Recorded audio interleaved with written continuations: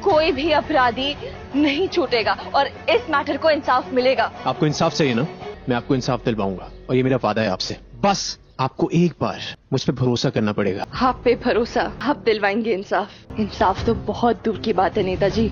आप तो उस लड़की से अपनी गलती कबूल भी नहीं करवा पाए, उससे माफी भी नहीं मंगवा पाए, तो आप रहने दीजिए। गणपति बप्पा मोरया। हेलो दोस्तों, आज मैं बात करने वाली हूँ सुमन इंदौरी सीरियल की, जहाँ पर अनएक्सपेक्टेड ट्विस्ट एंड टर्न्स देखने को मिल रहे हैं। जी हाँ दोस्तों, आपको बता दूं कि यहाँ पर सुमन ने पैसे ले लिए हैं पूर्णा बुआ से और उसने कॉन्ट्रैक्ट पेपर्स पर साइन भी कर दिया है, वो भी उसे बिना पढ़े। ये तो बहुत बड़ी बेवकूफी है। ये तो आपको भी पता है, हमें भी पता है कि भाई कोई भी कॉन्ट्रैक्ट पेपर्स को बिना पढ़े कभी भी साइन नहीं किया जाता, लेकिन फिलहाल सुमन के सामने एक बेहद बड़ी असमंजस थी। कोई जरूरत नहीं है हमें, अभी जो भी करना हम खुद संभाल लेंगे। ऋषि, तुझे तो मुझ पे भरोसा है ना? करता है कि नहीं करता? अगर मुझसे भरोसा है तो अपनी बहन को समझा कि मैं कुछ भी ऐसा नहीं करूंगा जो गलत है।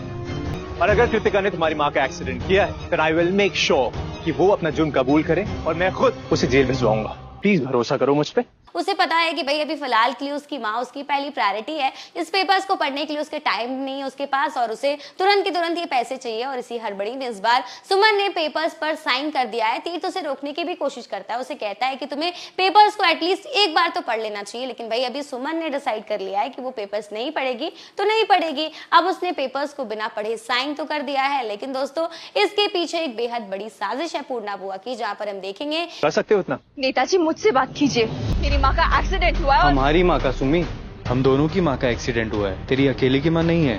और नेताजी ने आज तक जो भी सोचा है मेरे लिए हमेशा अच्छा ही सोचा है। मुझे उनकी बातों पे पूरा भरोसा है। अगर तेरी बात सच्ची है और कृतिका ने एक्सीडेंट किया है तो नेताजी उसे जरूर सजा दिलाएंगे कि वो सुमन को काफी बड़ा मजा चखाने वाली है और उसे अपने कब्जे में करने वाली है। अब लेकिन पेपर्स पर क्या लिखा है ये तो आने वाला वक्त बताएगा, लेकिन अगर मैं गेस करूं कि पेपर्स पर क्या लिखा है तो हो सकता है उस पर लिखा हो कि उसे गुलशन से शादी करनी होगी, ये 2 लाख रुपए लेने के शर्त पे। अगर ऐसा होता है तो भैया अब हमारी सुमन की जिंदगी बहुत जल्द बर्बाद होने वाली है, या फिर यहाँ पर हमेशा की तरह इस बार भी तीर्थ अपनी सुमन का साथ देते हुए नजर आएगा। खैर फिलहाल आपको बता दूं कि एपिसोड में हमें देखने को मिल रहा है कि भाई किस तरह से यहाँ पर तीर्थ का इंप्रेशन जो है धीरे धीरे सुमन की नजरों में अच्छा होता हुआ दिखाई दे रहा है। जी हाँ, यहाँ पर तीर्थ सुमन की माँ का इतने अच्छे से देखभाल कर रहा है, इतना केयर कर रहा है, अपने हाथों से खाना खिला रहा है, जिसे देखकर कहीं ना कहीं अभी जो उसकी इमेज खराब थी तीर्थ की सुमन की नजरों में, वो कहीं ना कहीं अच्छी होते हुए दिखाई दे रही है। दोनों के बीच में प्यारी प्यारी नोकझोंक भी होती है, दोनों के बीच काफी क्यूट मोमेंट भी देखने को मिल रहा है।